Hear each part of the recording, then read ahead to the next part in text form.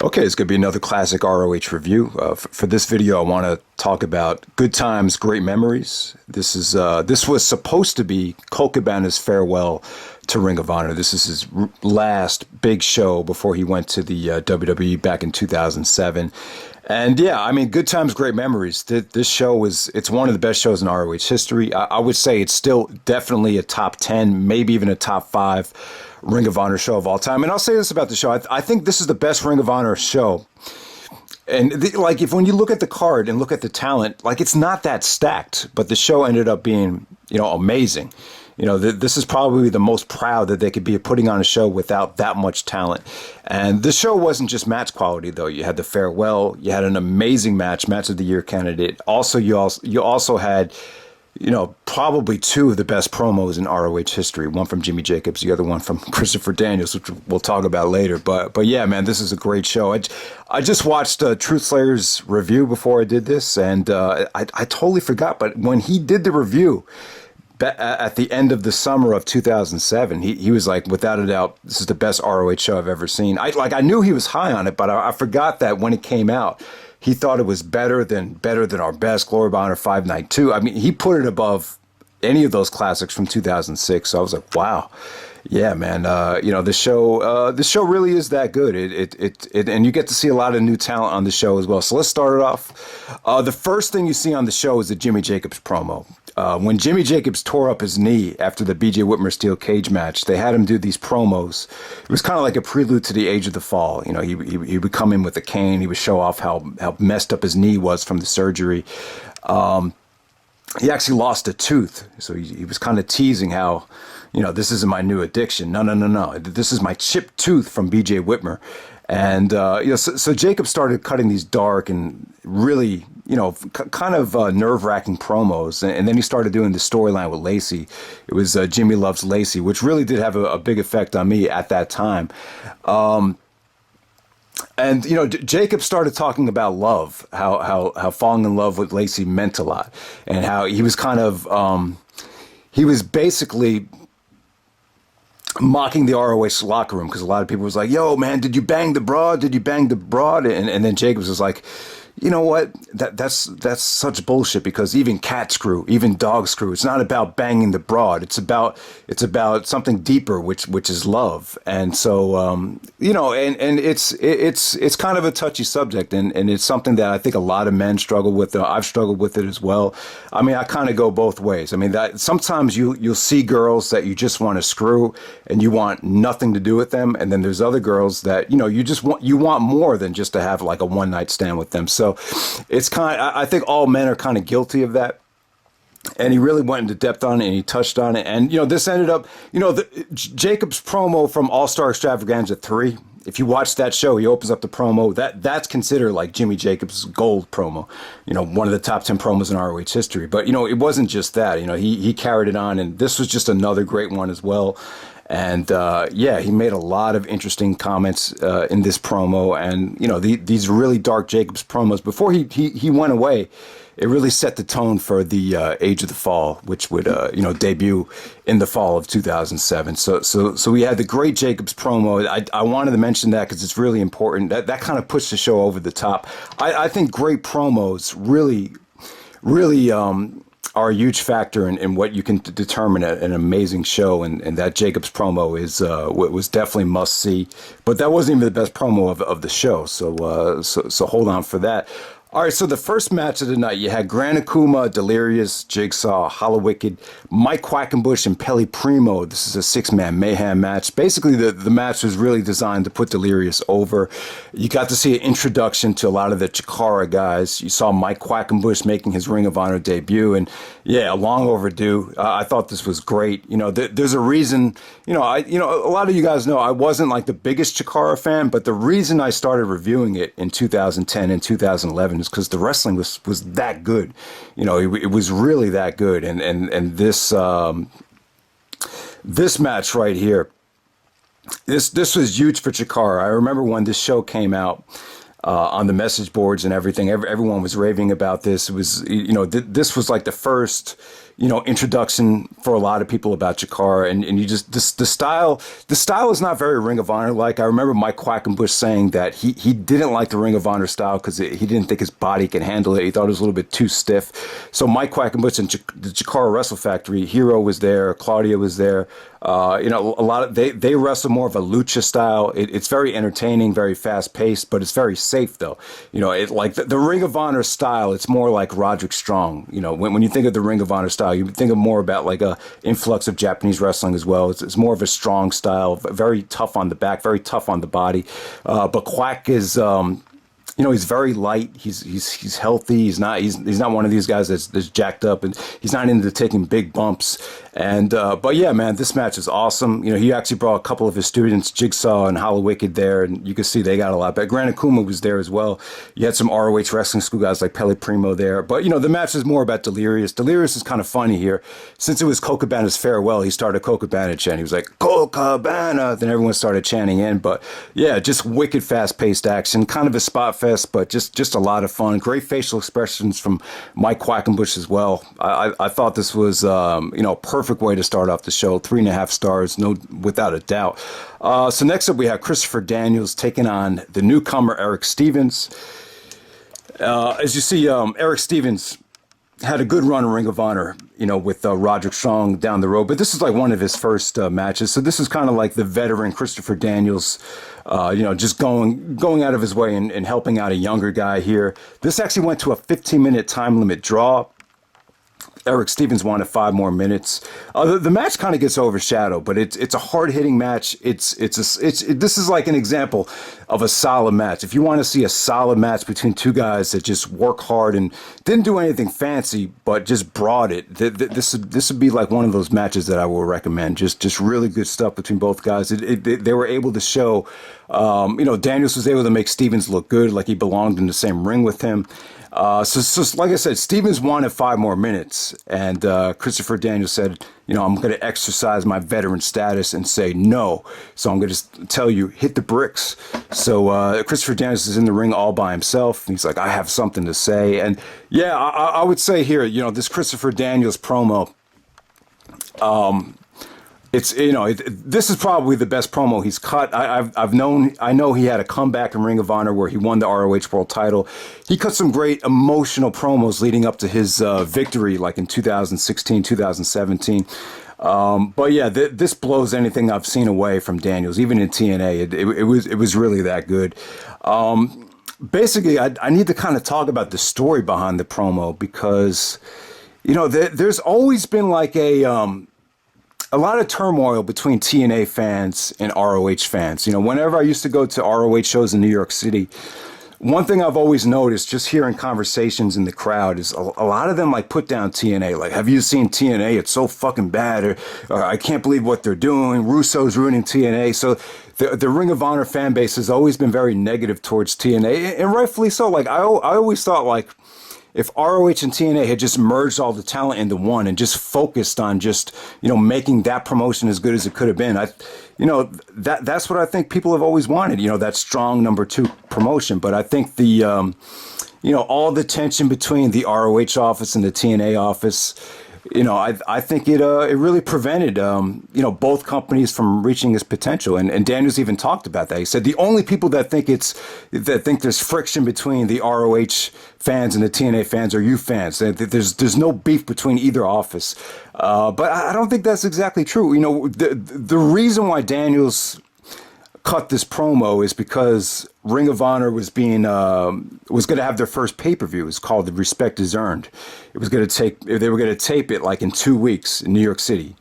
I think it was May 12th, 2007. So TNA made the decision that they will pull all their talent from Ring of Honor, whatever talent was working, for ROH. Christopher Daniels, Austin Aries, obviously the Motor City Machine Guns made an appearance on this show, and Homicide as well. So they pulled all their talent, which kind of sucked at the time, and a lot of people were upset about it. So on the way out, Daniels basically touched on how, when he came back at the Summer of Punk, everything, people treated him like a god. He fought tooth and nail every day just to come back to Ring of Honor, fought with the TNA office. Let me come back to ROH and wrestle part-time. And he's like, now that I'm back, it's like, you people don't even care. Now that I've been back for 2 years, what have I done? Four corner scrambles, matches that don't matter whether I win or lose. So, this was really an awesome promo. Probably the highlight of the promo was, and you people know why I chose TNA over ROH when the scandal went down. You want to know why? Well, look at my bank account. Look at my bank statement and compare it next to Bryan Danielson's bank statement, and you have your answer right there. That's right, more money. I get paid a six-figure salary to wrestle in TNA. This was an awesome promo, and I forgot how good it was. But, if you haven't seen it yet, Christopher Daniels was 35 years old at this point. So it's just a shame how, I kind of feel bad. I feel like he's kind of gotten the short end of the stick while other guys have went on to the WWE and, went on the greener pastures. But, Christopher Daniels is just, I just think the timing was a little bit off for him.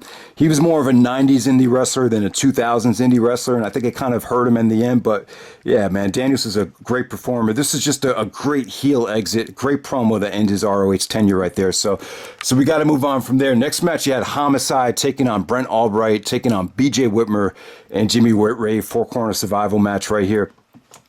So this is one of those four-corner scrambles that Daniels was talking about that, felt like he didn't mean anything. But this match is good, though, man. Really good stuff. It didn't feel like filler. Homicide was still in his prime at the time. I think BJ Whitmer really needed this win. He just had that match of the year candidate with Jimmy Jacobs in the steel cage where they tore it up. They put on almost a 5-star steel cage match. And, it just didn't seem like Gabe or anybody was interested in elevating BJ Whitmer to that next level. And then Jimmy Rave had just broken his jaw against Nigel, so he was selling some of the lariat shots to the jaw here. But big win for Brent Albright. He actually won by submission with the crowbar. They were going to set up Brent Albright versus Morishima, Death Before Dishonor, later on that summer. So that's probably why Albright went over. But yeah, the match was hard-hitting, fast-paced. I think it kept everyone's attention. Didn't feel like filler at all. Like, if you saw the match on paper, like, looking at the match, like, oh, maybe that's kind of a filler-ish match. But, yeah, I would say it was one of the brightest spots of the night. Just really good stuff there. Next up, you have Rocky Romero taking on Austin Aries. So Aries actually lost to Morishima the night before at a show called the Battle of St. Paul, which was in Minnesota. Austin Aries is from Milwaukee, so it was kind of like, it's basically his territory. So that's why he got a title shot and he lost to Morishima. A lot of times when guys put over a champion, or like the example would be Shawn Michaels putting over Hulk Hogan, they'll reward the guy for doing the job and give him a victory the next night, and that's what happened here. Aries and Romero, this is a great matchup right here because Roderick had turned on Austin Aries and started the No Remorse Corps with Davey Richards and Rocky Romero. Aries really let Romero show what he can do. I mean, this is just great counter wrestling, great stiff kicks by Romero, a beautiful tiger suplex involved here. Just had a hot finish with Aries doing the kick to the face. Brainbuster, 450. Chicago, I would say Chicago fans were always hot for Austin Aries, and that this is just a great finish. I mean, it's not an amazing match or anything like that, but like if you put this on an Austin Aries compilation of some of his best work, I would say it would fit right in there. I thought the match was that good. It was that solid, and just Aries gets to one up there. So Aries was actually he actually started the Resilience with Erick Stevens and Delirious. So you had like a faction warfare going on between Aries, Roderick Strong, and then Jack Evans started the Vulture Squad down the road in 2007. So that's Romero and Aries. Just another excellent match on the card. Next up, you had the ROH World Title match. You have Takeshi Morishima taking on Shingo. This is like a Pro Wrestling Noah versus Dragon Gate promotional match right here, and I had no idea. But at the time, they actually started Dragon Gate USA. Before Shingo came out, they had a Dragon Gate USA like sound effect before Shingo came out. So I totally forgot that Dragon Gate USA was even established even back then when Gabe and ROH was still in the heyday. So that was interesting. I totally forgot about that.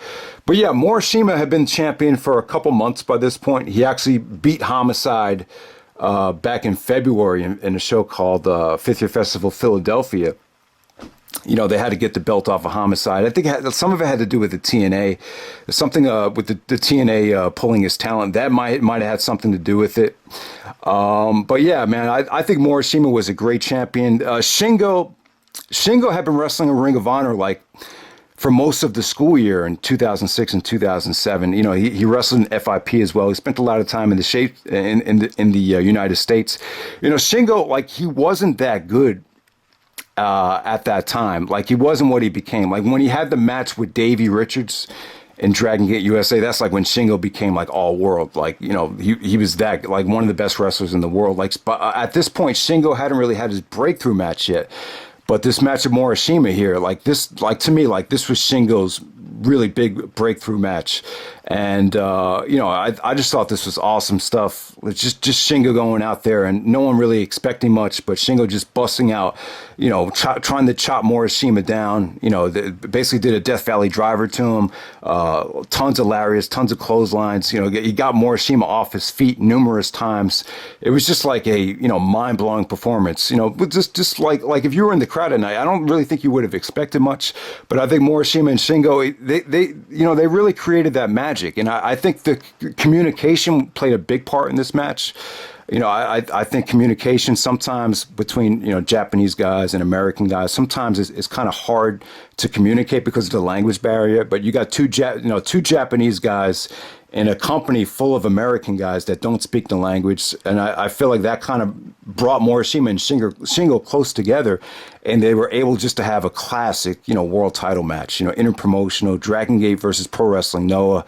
The match was that good. And, you know, I think communication plays a huge part in professional wrestling, and just like it plays a huge part in sports. Like, you see, with my one issue with the Yankees this year is I feel like there's a lot of guys that, you know, speak different languages, and it just seems like with the catchers and the pitchers, there's some communication problems. You know, Gary Sanchez is a, you know, Spanish catcher, and then it's sometimes Tanaka, who's a Japanese pitcher.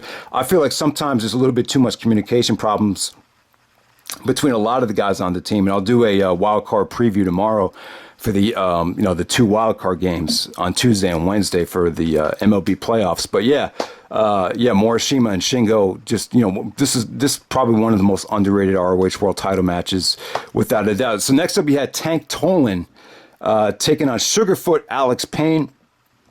This was supposed to be Bobby Dempsey versus Alex Payne, but Tank Tolan, he's like this jacked up, kind of looks like a Buff Bagwell type. You know, obviously he was on steroids. He was like a fitness freak. And yeah, this set the tone for the whole Sweet and Sour Incorporated stable.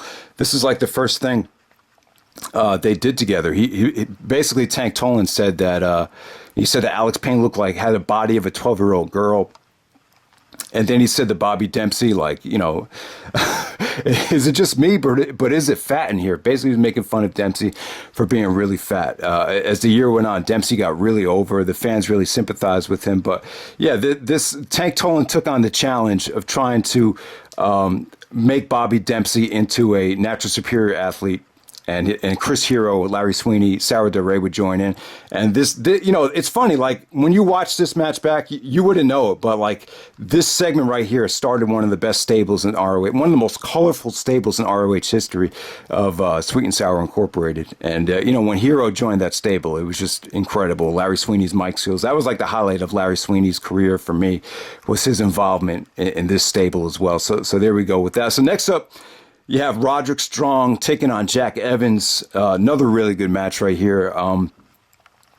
Basically, Jack Evans was kind of like torn. You know, he was, you know, they were all part of a stable. Roderick, Jack, Austin Aries, Alex Shelley, they were part of Generation Next, but Roderick decided to turn heel, start his own stable. So Jack was kind of like left out in the cold. He didn't have beef with either Roderick or Austin Aries, so he didn't really know what to do. You know, you kind of feel bad for him. He was kind of like Snoop, you know, when Snoop was kind of in the middle of the Tupac and Biggie beef and really didn't want to choose sides. So you kind of like feel bad for Jack. You know, he's kind of like the monkey in the middle, but it got to the point where Roderick just was getting so ruthless that he started attacking Jack as well. So you saw Jack come out with a lot of intensity, a lot of anger. You know, he was coming to kick Roderick's ass. Like, you didn't really get to see this side of Jack Evans. He was mostly like, you know, always playful, always trying to rap in front of the crowd, just trying to do spots. But here you got to see the ass kicker side of Jack Evans, and he kind of ran into a brick. Roderick Strong was just, you know, too dominant for him. He actually had Rocky Romero at ringside.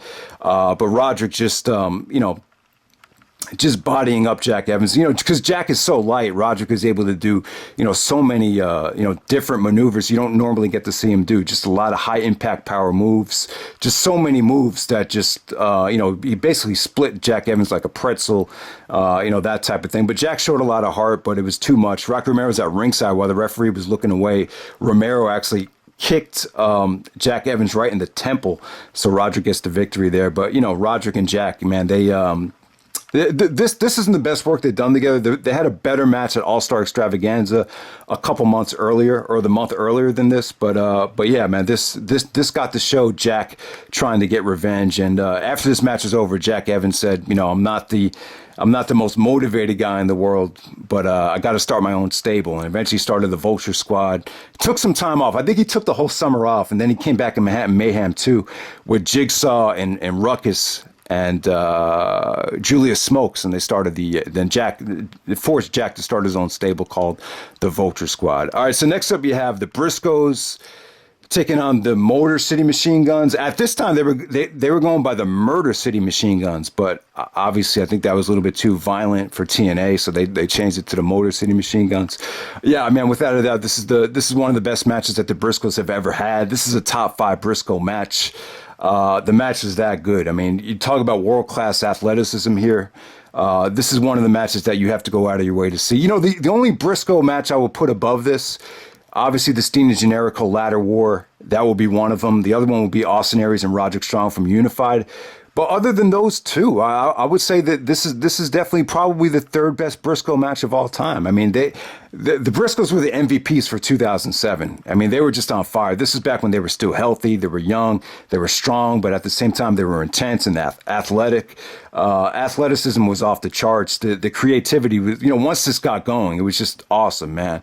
And the Motor City Machine Guns, like, they never reached their full potential in TNA, but they just had so many rare appearances in Ring of Honor where they just, stole the show. And this was one of them.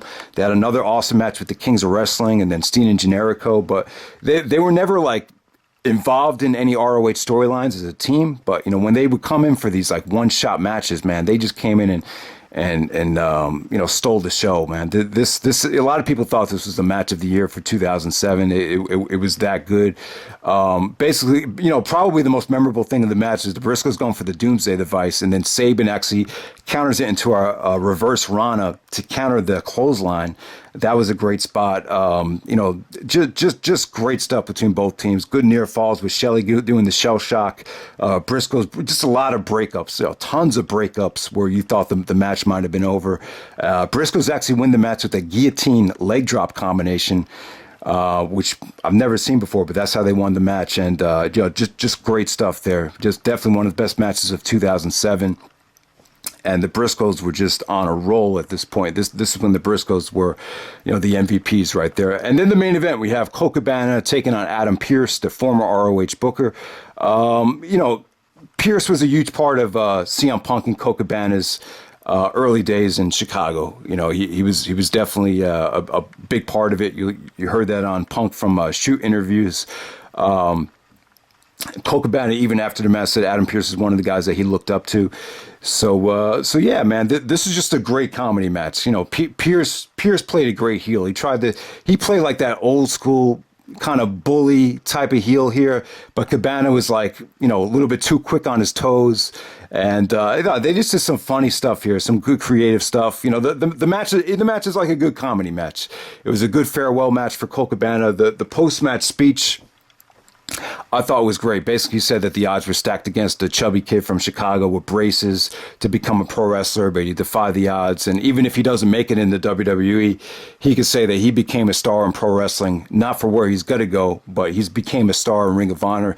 I thought that was a great speech, man. I just think, yeah, I mean, it was kind of like you could say it was a little bit corny, but at the same time, I just thought it was genuine and it was great, man. Everyone paid him respect. Colt Cabana just seemed so happy at the time. I thought it was great. I know some people could probably ask me, how do you feel about CM Punk and Colt Cabana's friendship nowadays? They had that whole situation with the doctor, and now Cabana is potentially suing CM Punk. It sucks, man. But, money is like the root of all evil. No matter how much of a friend, Cabana considers Punk. At the end of the day, it all comes down to making money, and that's what sucks about life. But hopefully they could get through it. Hopefully it's just a little bump on the road. But yeah, I think when they did that podcast together, I just think they didn't really think how far. I don't think they really thought it through about how this could potentially be slander and affect someone's life like that. But yeah, I mean, it's a touchy subject. Anytime you're dealing with medical, anything related to the medical field like that, you got to be careful about what you say. So it sucks. Hopefully Cabana and Punk can rectify their friendship down the road. And yeah, man, but Colt Cabana, his WWE run, it wasn't the best. Scotty Goldman, I remember he's on SmackDown a couple times, but, Vince McMahon and whoever it was decided to fire him. I think Punk even touched on it in the Summer of Punk, where he was cutting a promo with Vince, and he's like, I had friends, Chris Masters, who improved, and my Colt Cabana, very talented friends that you let go. And then Vince is like, they deserve to be fired, damn it. They deserve to be fired. So I remember that, but yeah, it's a shame that Cabana couldn't make it in the WWE. I mean, he had so much charisma, man. But I don't know. I don't know what to think. Maybe Vince. I always thought Vince kind of has is a little bit biased towards guys that aren't like in great shape. Because Cabana's not like 6'8", looking like Batista. I kind of feel like the odds were kind of stacked against him in the WWE. Maybe that's one of the reasons why, but. For whatever reason, even though Cabana is probably never going to make it to the WWE, never became ROH World Champion, but, in my opinion, Cabana is always going to be known as one of the most valuable, one of the most unique pieces to Ring of Honor's heyday, and he's always going to be a ROH legend in my eyes. And this is just a great farewell show for him. This is a proper farewell to Colt Cabana, and this show from Chicago right here. There's been a ton of great Chicago shows, but this might have been one of the best ones. So that's pretty much it, guys. That's Good Times, Great Memories. Awesome show. Definitely check it out. You get an amazing match of the year candidate. Plus you get some great promos. Plus you just get some really, really good undercard wrestling and one of the best farewells in ROH history. So definitely check it out if you haven't yet. All right.